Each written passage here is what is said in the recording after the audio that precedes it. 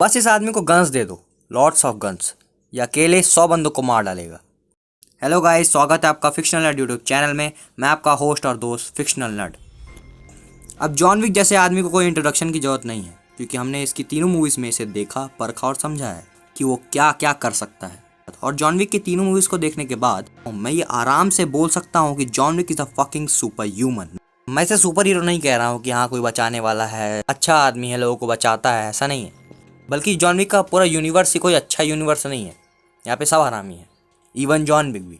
इसे मैं super hero नहीं, सुपर एंटी हीरो कह रहा हूँ, क्योंकि ये बाकियों से तो अच्छा है। अब मैं इसे एंटी हीरो इसलिए कह रहा हूँ क्योंकि सोचो, किसी भी नॉर्मल आदमी के पास speed, strength, defence, endurance, intelligence भी हो, और इन सब चीज़ों के बाद कोई भी नॉर्मल आदमी कैसे इतनी बड़ी छत से गोली खाने के बाद गिर के मारा ना हो। जॉन विक नहीं मारा। आपने जॉन विक 3 मूवी के लास्ट में देखा ही होगा कि जॉन विक गोली खाने के बाद इतनी बड़ी छत से गिरता है और तब भी बच जाता है, क्योंकि वो एक सुपर ह्यूमन है।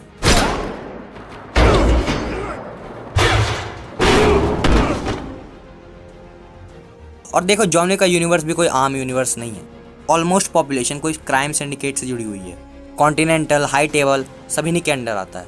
पता नहीं कौन रास्ते में चलते चलते गोली मार दे। लोगों के बगल में कोई आदमी को मार दिया जाता है और लोग आराम से देखते हैं, टट्टी फर्क नहीं पड़ता उनको। तो जॉन विक पे आते हैं। तो जॉन विक कोई इनहैंस सुपर ह्यूमन नहीं है, किसी कोई गोली वोली दिया हो या फिर कोई इंजेक्शन वगैरह दिया हो उसको सुपर ह्यूमन बनाया गया हो, ऐसा कुछ नहीं है। वो अपने स्किल्स और हार्श ट्रेनिंग की वजह से सुपर ह्यूमन बना है।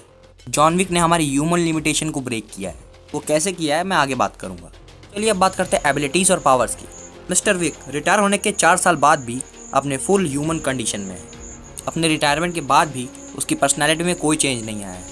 इवन इसकी गोली मारने का एक्यूरेसी सिट्स एट 87%, जो कि बहुत इंप्रेसिव है एक रियल ह्यूमन स्टैंडर्ड के हिसाब से। वो अभी भी फुल ऑफ स्ट्रेंथ है, फुल ऑफ स्टैमिना है, एजाइल है, स्पीड है, रिफ्लेक्सेस है, हाई पेन टॉलरेंस है और ड्यूरेबल भी है। पर सुपर ह्यूमन बनने के लिए इतना सब ठीक है, पर पूरा नहीं हुआ। अभी और चीज़ें भी हैं, जैसे कि इंटेलिजेंस। मूवी में हमको देखने को मिलता है कि अगर जॉन विक गलत सिचुएशन में फंस जाता है तो उसके पास 1000 तरीके हैं उस सिचुएशन से बाहर निकलने के लिए। वो कैसे मारेगा और कैसे बाहर निकलेगा।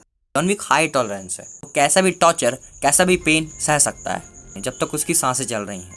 वो मार्शल आर्ट स्किल्स में एकदम मास्टर है, वो मास्टर ऑफ मार्शल आर्ट्स है। And also this man has superior planning skills and amazing abilities of situation improvisation. उसे कैसे मारना है, कैसे बाहर निकलना है, और अगर कोई गलती हो जाती है तो इम्प्रोवाइजेशन कैसे करना है, उसे सब पता है। अब तो जानते ही होंगे कि हम इंसान एक्सपीरियंस से इवॉल्व करते हैं, और जॉन विक इस मामले में बहुत आगे है। पहली बात, अगर आप गौर करोगे उसके मारने के तरीके से हमको ये पता चलता है कि वो मिलिट्री बैकग्राउंड से बिलोंग करता है। जैसे आपने देखा ही होगा कि जॉन विक गोली 3-3 राउंड के शॉट में मारता है, जैसे एक मिलिट्री पर्सन को ट्रेन किया जाता है। और उसके पास एक टैटू भी है जिससे कंफर्म हो जाता है कि वो मिलिट्री बैकग्राउंड से बिलोंग करता है। जॉन विक के बैक में एक टैटू है जिसमें लिखा हुआ है फोर्टिस फॉर्च्यूना एजुअल। It means fortune favours the blood. एक कोड है जो जनरली यूएस मरीन में बहुत यूज़ किया जाता है। तो हमें ये पता चल गया कि जॉन विक का एक मिलिट्री करियर भी है, जिससे उसको बहुत एक्सपीरियंस मिला होगा। पर उसका मेन करियर तो असैसिन करियर है, जिसने उसको बहुत कुछ सिखाया है और उसे मास्टर असैसिन बना दिया है। उसने कॉन्टिनेंटल के लिए काम किया, जहाँ पे उसको बहुत सारा एक्सपीरियंस मिला, और फिर उसने टार्सू मॉन्स्टर क्राइम फैमिली के लिए भी काम किया, जहाँ पे उसको बहुत सारा एक्सपीरियंस मिला होगा। और फिर जाके हमारा जॉन विक रिटायर हो गया।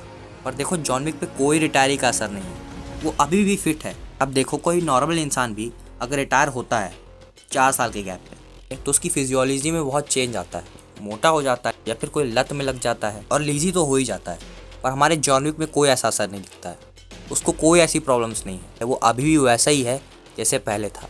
इससे हमको ये समझ में आता है कि जॉन विक की ट्रेनिंग बहुत ही हार्श रही है, जिसने उसको इतना डिसिप्लिन बना दिया है कि वो कभी भी आउट शेप में नहीं जा सकता।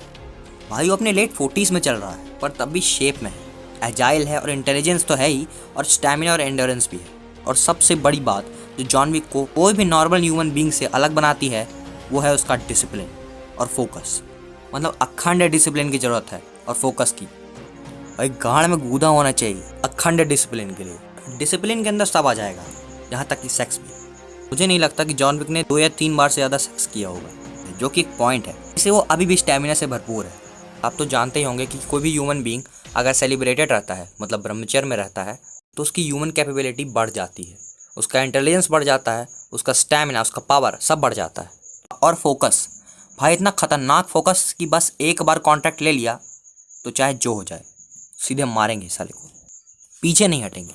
तो आपने जॉन विक को देखा ही होगा कि उसने एक बार कॉन्ट्रैक्ट ले लिया तो घंटा पीछे नहीं हटता, वो पीछे नहीं हटेगा, वो कॉन्टिनेंटल में घुस के मारेगा गोली। और जॉन विक को किसी ऐसे आदमी ने ट्रेन किया है जो इन सब चीज़ों में मास्टरी रखता है। और शायद जॉन विक 4 में हमको जॉन विक की बैक स्टोरी दिखाई जाए कि कैसे उसको इतनी खतरनाक ट्रेनिंग मिली और वो आज ऐसा है। तो इतनी सब बकचोदी करने के बाद इस वीडियो का यही मोटिव था कि जॉन विक एक सुपर ह्यूमन है। तो क्या आप जारदानी जोवानोविक उर्फ जॉन विक को सुपर ह्यूमन मानते हैं? अगर मानते हैं तो मुझे कमेंट कीजिएगा, और अगर नहीं मानते हैं तो एक अच्छा रीज़न दीजिएगा और कमेंट कीजिएगा। प्लीज़ मेरे चैनल को सब्सक्राइब कीजिए, लाइक कीजिए, शेयर कीजिए। चलिए चलता हूँ, नेक्स्ट वीडियो में मिलूंगा।